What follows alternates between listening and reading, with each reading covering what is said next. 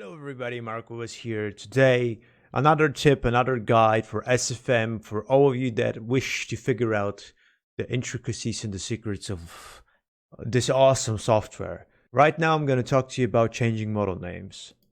Giving you an example, we type Barney and we get some Barneys. In this case I've renamed it to Barney HO1. How did I rename it? In the past it used to be just Barney, but Barney pretty much conflicted with other Barneys, causing texture mismatches and all kinds of annoyances with sequences and whatever else you can figure into your head. I think you've experienced it and you kind of know what I'm talking about. So how do we change this? How do we proceed of changing the model name as fast as possible without any kind of collisions and calamities making mountains explode? This is Crowbar. You can get it from the internet, just Google Crowbar and download it properly from.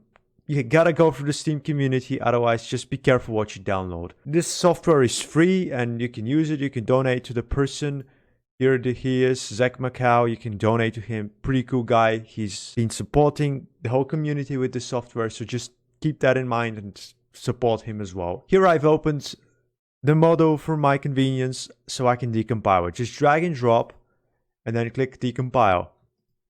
The output is wherever you choose to for your best suitable need. You decompile the model and it just decompiles all this stuff. And here is the QC file. If you don't see the extension, then just type in Google how to see extension files in Windows 10, Windows 7, Windows XP, whatever you use, even if Ubuntu. Well, if you're using Ubuntu, then I don't know how to help you with that. Then get the software Notepad++ because it's very convenient software. You could ask Marcos, I don't want to get Notepad++. I'm telling you, this is for your own good and safety. Right click, edit with Notepad++ or open with and choose the software. Open the QC file, boom, we opened it. So what do we see? What do we see? This is the model name. This is what we care about.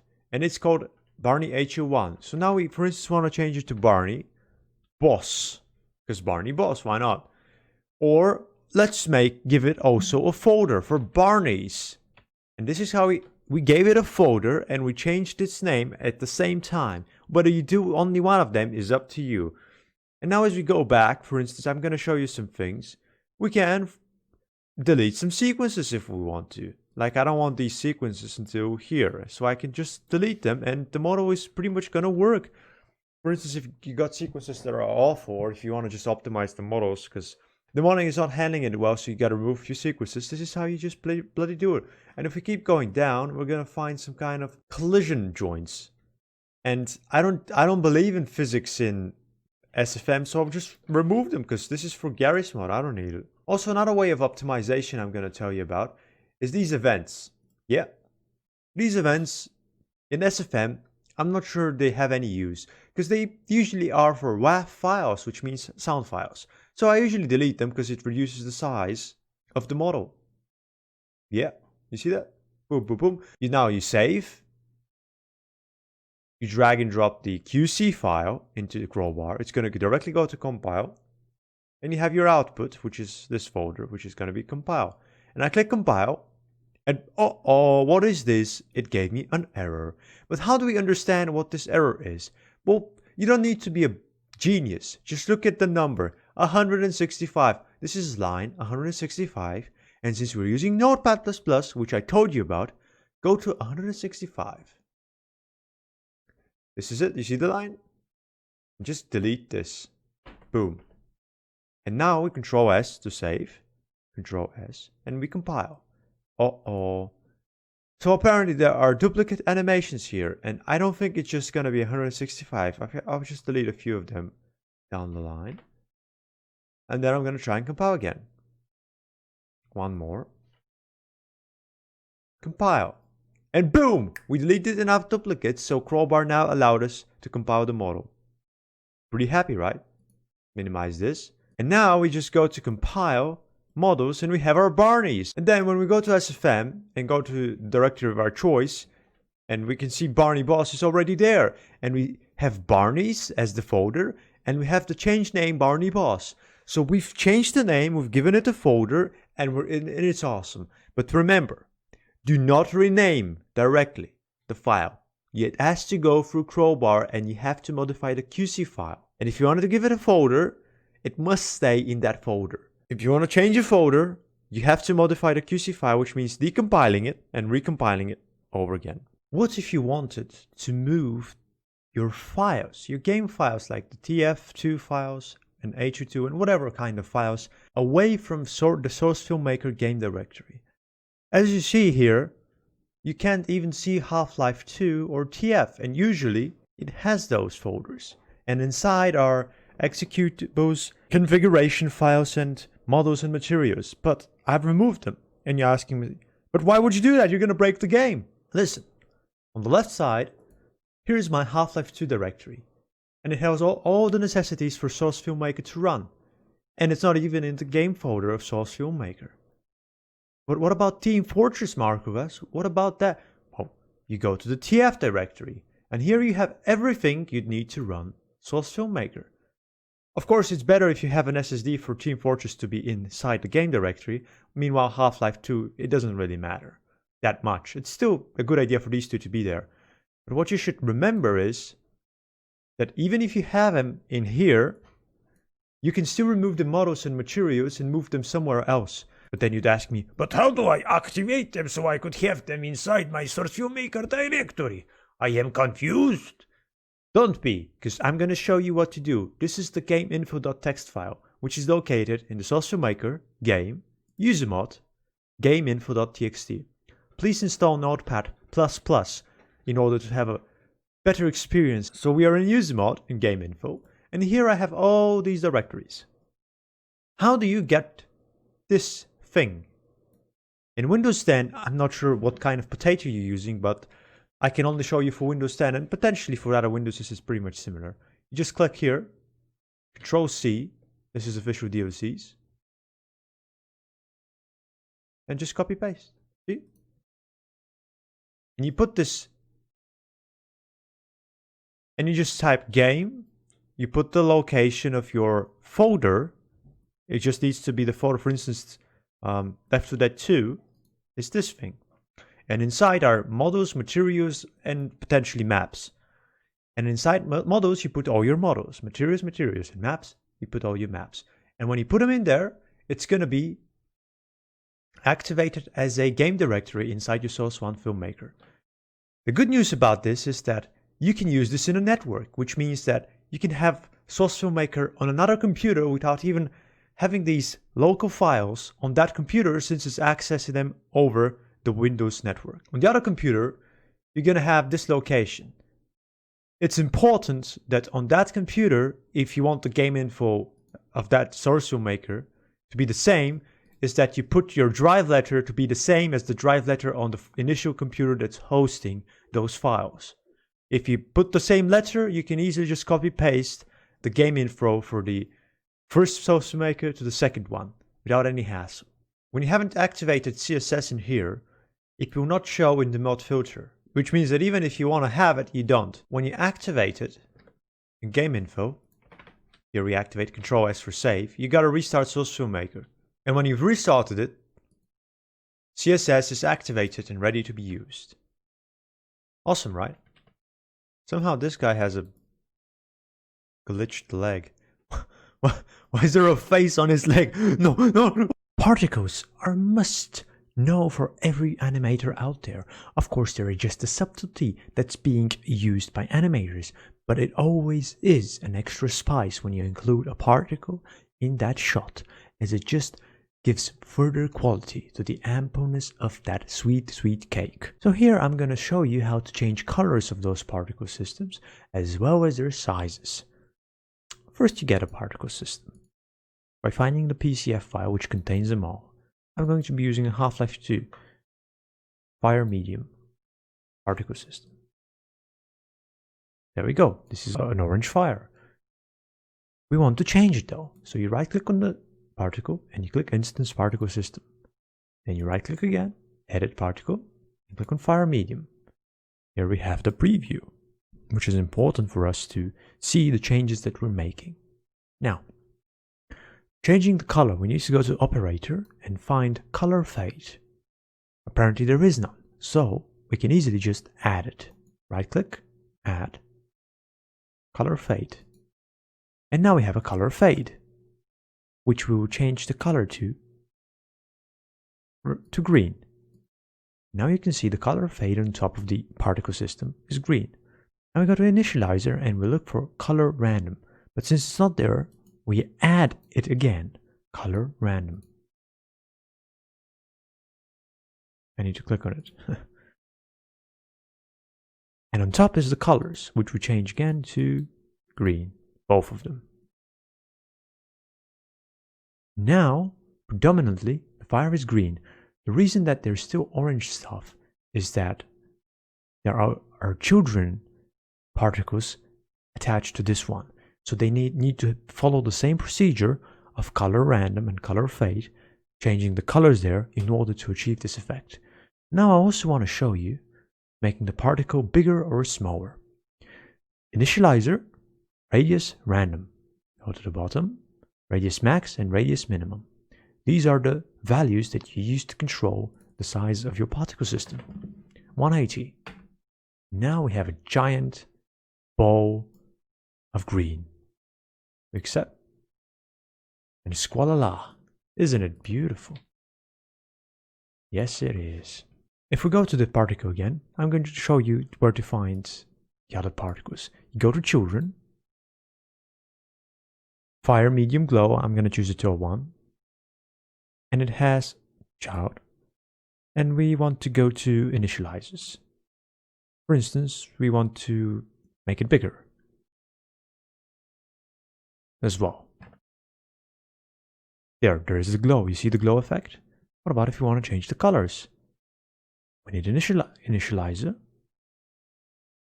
color random, and we change the colors to purple, pink, or something like that. And now it's going to glow with a nice purple color. It looks very nice, actually. What about, it's like you ask, Markovets, how do I save my particle effect so I can easily reuse it in other projects? Well, that's very simple, and I'm going to tell you. You need to go to Particle Editor tool. It's going to transfer you here. Here you will open a PCF file within your system. Wherever you're keeping your PCF files, which are the particles. In my case, it's SFM game particles, Half-Life 2. Let's find Fire. Fire 01. And we open it. And I'm going to choose Burning Fire, alright? But before I do anything, I want to duplicate it. Because this is the original, and I want to keep having the original.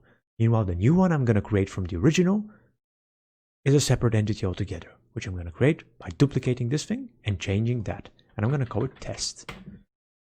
Test 2.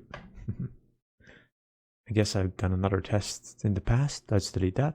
So test 2, this is our duplicate. And here we're just going to give it a color random of red. And so we made a small change and we're just going to save it. We'll click on save. And here you're going to receive a very important question upon which your life's future depends on it. And so, what is answer to question? The answer is no! Because if you perforce, it's not going to work. Got this now? It's saved. And you can go back to SFM. You add a new particle system. You choose the Fire 01 inside which you saved this. And you find test. And now, have our little particle effect with the red emitters. And this thing you can use anywhere. It's saved. It's permanent. And I'm going to make bomb upon the whole world. So you want to put in sound files or music inside your SFM project as to sync things better or other unrelated or related reasons. You come here to sound and you right click. Then you go to add clip to track. And you have all these stuff. Question is, okay, how do we put our own file inside there so we could sync it up and do the magic in there? Well, first of all, you got to go to your user mod of your Vsauce Filmmaker. Inside user mod, there is sound. You go in there and it's empty and you're like, what am I gonna, I'm just gonna drag and drop an MP3. No, it must be a WAV file. SFM only accepts WAV files. I need you to go to Audacity. You don't have Audacity? Go download it. It's free entirely and it's pretty awesome. So we put in a music file, for instance, a Port 1 soundtrack. We go to our sound file, sound place, we copy the directory, we go to export as WAV, Control V the directory, enter, and it gives us this place. And it has to be a WAV, 16-bit. Save. Okay. It exported the file, minimize, and here it is, right? It's in here, in this directory. Then you go to Source Filmmaker and you right-click here again to check, add clip on track. And then you give it a rescan to see if it's in there. If you're lucky enough, it should be present and it will be playing inside your game. And then when you include it in here and play it, you're pretty happy because everything is working. There's something else you can potentially optimize further. It is certain types of files that are located in your models and rarely in your materials as well. What you're gonna do is, you go to your folder, whether it's local or on a hard drive, you go to your models, and here you have all these models. But what I want you to do is type this thing, asterisk, this, I want you to type this thing, dot dx80.vtx. And here you're gonna have a big list of model additions to your own models which are inactive and not in use within Source Filmmaker. Simply because this is DirectX 8 and Source Filmmaker uses DirectX 9. So all of this you see can be deleted. But you'd ask, Marcus, how? It's like I've searched it, but what if I have a model that has this thing in it? That is why you put an asterisk in front, dot dx80.vtx. The asterisk tells Windows, only find the files with this specific extension, which means that everything you see here, you can delete. So just select all and press delete. But you think it's over? No, it is not. Type now *sw.vtx. And then again, you see an infinite amount of models, around 1,000. And how much do you think that is in megabytes? 70. But what if you have a lot of game files? So just take this and do the same as you did for DirectX 8. Of course, before doing anything like this, like deleting massively deleting files, remember to put the asterisk before the extension. Remember that. Always make backups. What's a backup? You copy the files, all the files you want to backup, onto another piece of storage, be it an external drive or another hard drive, and that copy is your backup. What if you wanted to be able to remove models from your game files, but at the same time retain somehow those models so you could repopulate maps that require those said models that you've deleted? That would require for you to duplicate the files and have a map content game info and a changed game info folder. Here in map Portal MC, which is Portal map content, I have all the original models. The textures are elsewhere as to reduce bloat. Here the models are all of them from the original game. None of them have been deleted. This is as if a backup, but it serves as a map content directory. And this is the Portal 1 directory, which has reduced models since I've removed ones I don't see use of. And if I'm not using the map in Portal and I just want to grab something from Portal, I'll use this because it's less bloated with unnecessary models. But the moment I need map content, I go to Source Filmmaker's user mod, gameinfo.txt. I find Portal map content and I just enable it. Yeah, this is what you need for the specific directory to have the Portal MC updated. And you don't even have to disable the Portal directory. Yeah?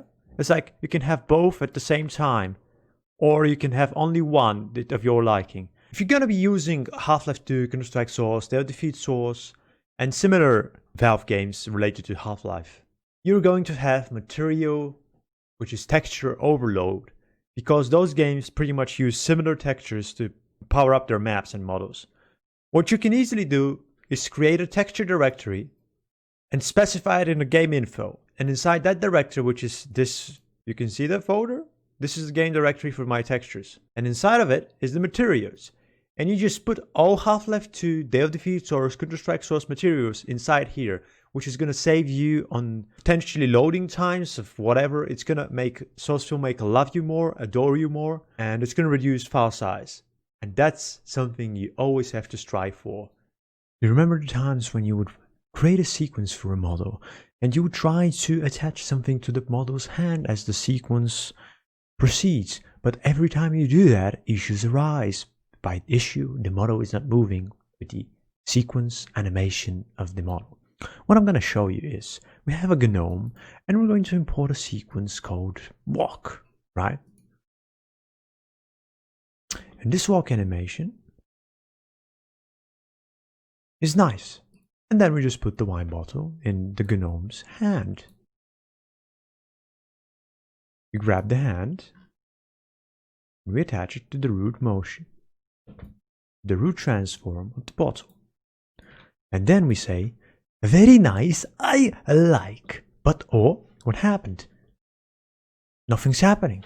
It's like you got the sequence animation, but the GNOME is not handling it. How do you do that? How do you fix it?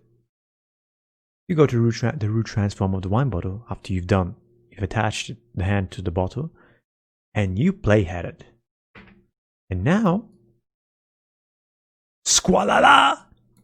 You are a successful animator worthy of countless sexy rewards. Isn't that beautiful? Look at it. Oh, it's not exactly attached to the hand, but you know what I mean.